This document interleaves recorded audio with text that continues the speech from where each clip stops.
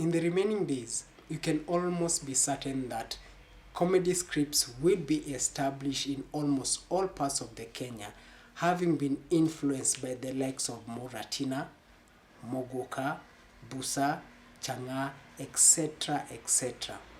But as a word of caution, kindly stay away from weed.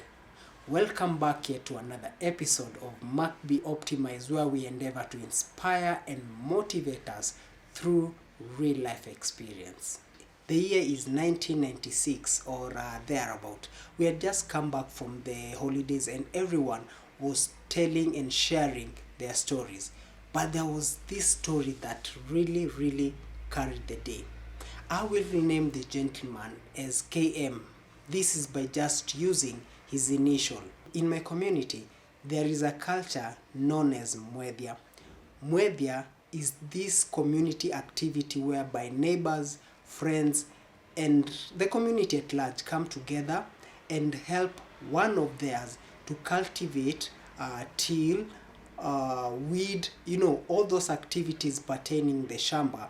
And once they're done with one person, they move to the other one. This day, KM was a beneficiary of these activities and they did a good job.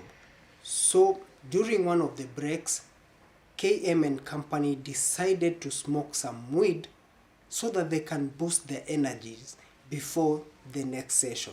They picked a secluded part of the shamba and rolls were lit and started making rounds. Now, I want us to note that during these shamba activities, there are tools that are very essentials. And these tools include pangas, that is machetes, jembes, and slashers. When the effects of the weed kicked in, KM noticed that one of the guys who was holding a panga was up to no good. His demeanor suggested that he wanted to off KM.